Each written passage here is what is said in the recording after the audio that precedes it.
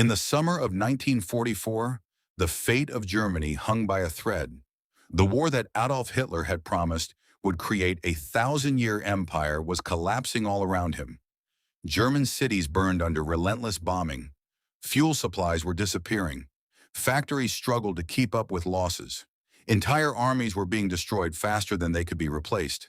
And yet, amid the chaos, one warning emerged that could have changed everything. A warning delivered by experienced generals. A warning backed by intelligence reports. A warning that predicted disaster with frightening accuracy. But Hitler refused to listen, and that decision may have sealed Germany's fate forever. To understand why Hitler ignored the warning that could have saved Germany, we must travel back to the final years of World War II. By 1943, Germany had already suffered devastating defeats. The surrender at Stalingrad shattered the myth of German invincibility. More than 250,000 Axis soldiers had been trapped, starved, and ultimately destroyed. Soon afterward came the massive tank battle at Kursk. German commanders hoped Operation Citadel would regain the initiative. Instead, it became another catastrophe. Germany lost thousands of vehicles and many of its best-trained soldiers. For many senior officers, the truth had become painfully obvious. Germany could no longer win a long war. Its enemies possessed overwhelming industrial capacity. The Soviet Union continued producing tanks in astonishing numbers. Britain remained unconquered, and the United States had transformed into an industrial giant. American factories produced aircraft, ships, trucks, and ammunition at a pace Germany could never match. Several German generals realized that unless drastic changes were made, defeat was inevitable. Among these men was Field Marshal Erich von Manstein. Manstein was considered one of Germany's most brilliant strategists. He understood that Germany lacked the manpower and resources necessary to continue fighting on multiple fronts. He repeatedly urged Hitler to adopt a flexible defense strategy. Instead of stubbornly defending every inch of territory, Manstein proposed tactical withdrawals. German forces would retreat to stronger positions. Supply lines would shorten. Troops could regroup. Defensive formations would become more effective. Most importantly, Germany could preserve experienced soldiers. But Hitler hated retreat. To him, retreat represented weakness. He believed determination alone could overcome material disadvantages. He often insisted that soldiers simply needed greater willpower. When generals requested permission to withdraw, Hitler frequently exploded in anger. He accused commanders of cowardice. He demanded that every position be defended at all costs. This approach created disastrous consequences. Entire divisions became trapped. Thousands of soldiers died unnecessarily. Equipment was abandoned. Germany steadily lost irreplaceable manpower. Yet Hitler remained convinced that his instincts were superior to military experts. By 1944, another warning emerged. This warning concerned the coming Allied invasion of Western Europe. German intelligence officers knew an invasion was inevitable. The only question was where it would happen. Many German commanders believed Normandy was vulnerable. Field Marshal Erwin Rommel inspected coastal defenses personally. Rommel understood Allied air superiority posed a massive threat. German armored units would struggle to move during daylight. Aircraft constantly patrolled roads and railways. Any delay in responding to an invasion could prove fatal. Rommel advocated positioning tanks close to the coastline. He believed the invasion had to be crushed immediately. Once Allied troops established a foothold, pushing them back into the sea would become almost impossible. However, other commanders favored keeping armored reserves inland. They wanted flexibility. Hitler refused to make a decisive choice. Instead, he maintained personal control over reserve divisions. No major armored movement could occur without his direct approval. This decision would have enormous consequences. On June 6, 1944, Allied forces landed in Normandy. Thousands of ships crossed the English Channel. Paratroopers descended behind enemy lines. Massive naval bombardments shook German defenses. Yet German commanders hesitated. Many officers requested permission to deploy panzer divisions. But Hitler was asleep. Several staff officers feared waking him. Hours passed. Valuable time disappeared. When authorization finally arrived, Allied troops had already secured beachheads. The opportunity to launch a rapid counterattack had vanished. Rommel's warning had been correct. The invasion had to be stopped immediately. Once Allied forces gained momentum, Germany lacked the resources to reverse the situation. Normandy became the beginning of the end. But perhaps the most significant warning came from Germany's economic experts. By late 1944, fuel shortages had become catastrophic. Germany relied heavily on synthetic fuel plants. These facilities converted coal into usable fuel. Allied bombers increasingly targeted them. Production collapsed.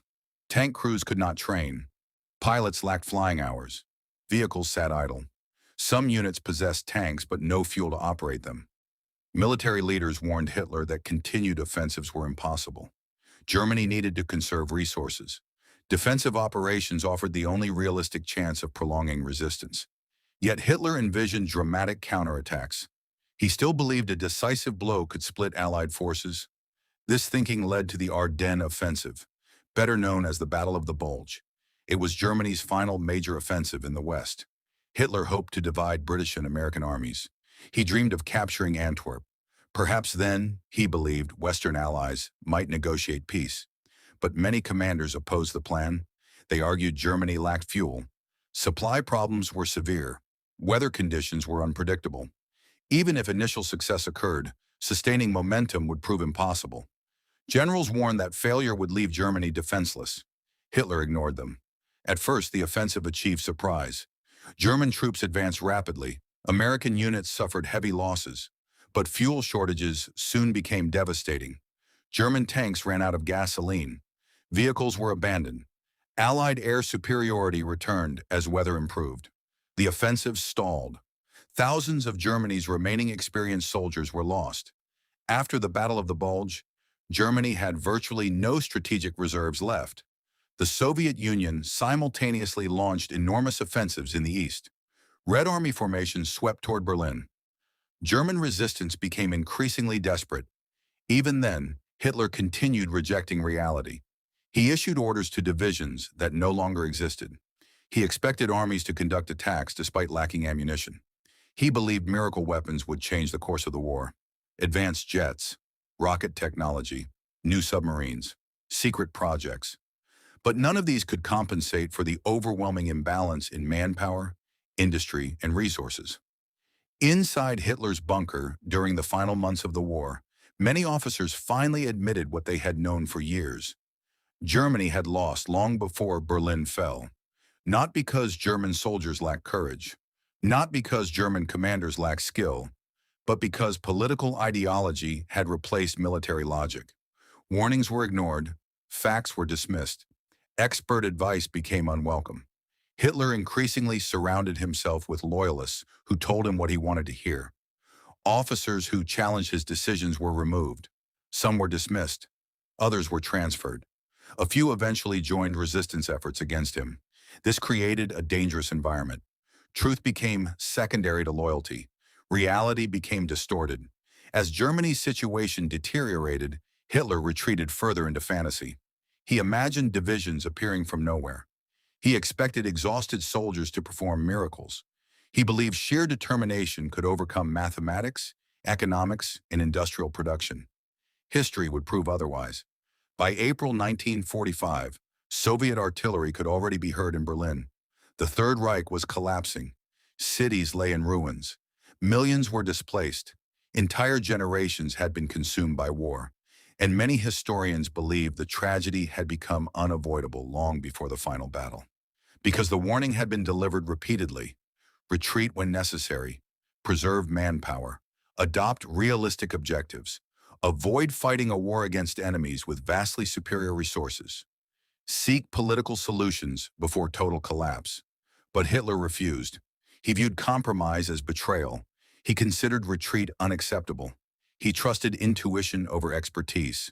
And in doing so, he ignored the very advice that might have prolonged Germany's survival, reduced destruction, and saved countless lives. The lesson extends far beyond World War II. History repeatedly shows that leaders who surround themselves with agreement rather than honest criticism often make catastrophic decisions. Information matters. Expertise matters. And sometimes the greatest danger to a nation is not an enemy outside its borders, but a leader who refuses to hear uncomfortable truths. Because in the end, Germany did receive the warning that could have changed its destiny. The tragedy is that the warning arrived in time, but the man with the power to act simply chose not to listen. And with that decision, the fate of Nazi Germany was sealed forever.